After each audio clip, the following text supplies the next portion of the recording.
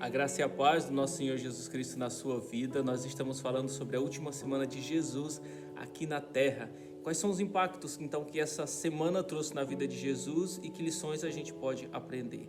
Jesus estava indo para Jerusalém para celebrar a Páscoa com seus discípulos, como era costume de todos os judeus.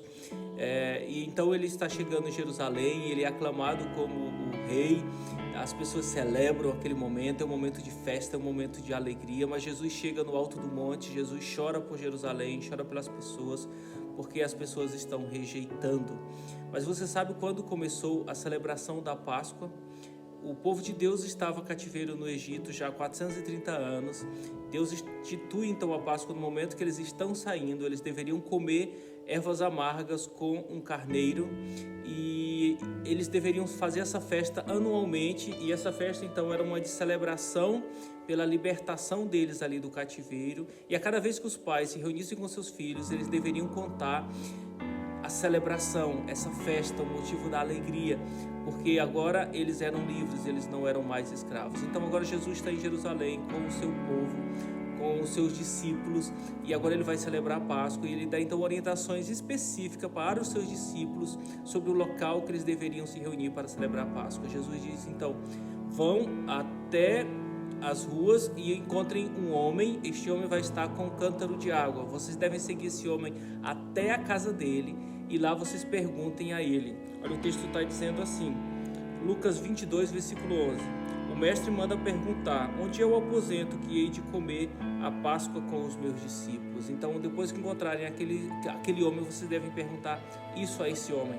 Então, o homem diz que na parte superior da casa, eles têm um local onde eles poderiam fazer então essa celebração. A casa está toda mobiliada, está tudo preparado. Então, os discípulos se reúnem no horário certo, com todas as coisas prontas ali por eles. Jesus também está junto, os discípulos estão ali juntos, mas o rosto de Jesus está triste, o semblante dele, porque todos se assentam à mesa, mas ali eles têm água, eles têm a bacia e eles têm a toalha para secar os pés, mas eles não têm um servo para fazer esse trabalho humilde de purificação das pessoas, porque eles tinham andado muito, eles andavam, não era num local como os de hoje, que as pessoas têm asfalto, que não tem poeira, não era um local também, o sapato deles também não era fechado, então eles sempre se assentavam à mesa, numa mesa baixa, num outro tipo de estrutura, não era como os dias de hoje, que a gente senta numa mesa mais elevada.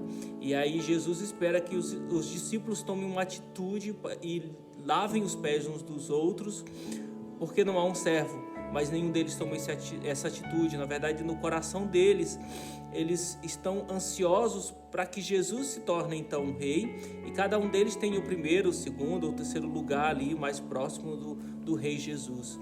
Jesus então triste levanta-se, ele pega a toalha, ele vai até a água e ele chama os discípulos e lava os pés de cada um deles.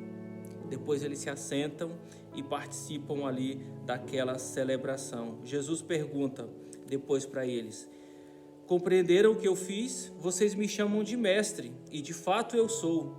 E eu, sendo Senhor e mestre, lavei os pés de vocês, eu dei o exemplo, e assim também vocês devem lavar os pés uns dos outros. Este exemplo de Jesus nos ensina a sermos humildes, a sermos servos, e também nos ensina a ser um líder que serve as pessoas. Com essa atitude de Jesus, o coração dos discípulos se moveu ao amor do Mestre e para os seus irmãos. Esta é uma história incrível, é um momento incrível que Jesus faz. Jesus rompe ali o preconceito, aquele momento que eles estavam com dificuldade de amar uns aos outros, onde há uma concorrência, onde cada um simplesmente quer ser o primeiro ali. Com essa atitude, Jesus estava produzindo naquele grupo de discípulos um princípio inteligente e incomum. Ele estava transformando aquele grupo de incultos galileus em líderes que tivessem a necessidade de que o mundo gravitasse em torno deles. Esses líderes não iriam mais ter essa perspectiva de que o mundo precisava girar em torno deles, mas eles iriam ser novas pessoas que iriam ajudar as pessoas, que iriam servir as pessoas, eles iriam tirar da sua vida o individualismo, eles teriam prazer em servir, em doar, eles seriam pessoas com um estímulo inteligente de fazer mais coisas acontecerem, eles teriam um espírito melhor, eles seriam pessoas transformadas ali por Jesus. Jesus estava tirando do coração deles a ditadura ali do controle também sobre as outras pessoas, e eles estavam se tornando pessoas mais abertas para aceitar as outras culturas, os outros povos que eram rejeitados em volta deles, né? Jesus estava esvaziando os discípulos neste momento de alguns preconceitos que existiam neles. Então, Jesus também estava ensinando eles sobre as suas limitações, que eles não deviam ter medo de assumir as suas limitações, nem encarar os seus problemas, mas ele estava ensinando também a serem fiéis à sua própria consciência, a amar mutuamente uns aos outros, a aceitar os pobres, a tratar com ousadia as outras pessoas mais simples que eram rejeitadas. Então Jesus rompe ali um momento que eles estavam travados. A biografia de Jesus nos ensina também que ele não queria simplesmente melhorar o ser humano, ele queria produzir um homem novo, um homem segundo o coração de Deus, um homem segundo a imagem de Deus. Hoje os professores, eles têm muita dificuldade em lidar com seus alunos rebeldes. Os pais têm muita dificuldade de lidar com seus filhos que não estão seguindo os padrões que eles estabeleceram, o que seria o melhor para os seus filhos, as expectativas que os pais colocaram sobre os seus filhos. Hoje é muito fácil um patrão demitir o empregado que não se encaixa no perfil da empresa, porque há um perfil a ser seguido. E a gente vive em todas essas complexidades do mundo atual.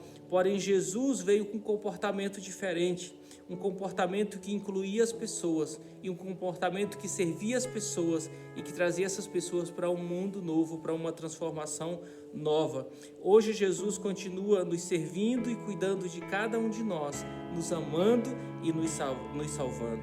E eu quero te convidar a receber esse amor de Jesus, essa graça de Jesus, esse perdão de Jesus, a humildade de Jesus na sua vida. Aprenda dele, como ele mesmo falou. Ele ainda tem muitas coisas a nos ensinar nesta semana sobre a sua vida. E eu te aguardo no vídeo de amanhã. Que ele te abençoe. Um abraço.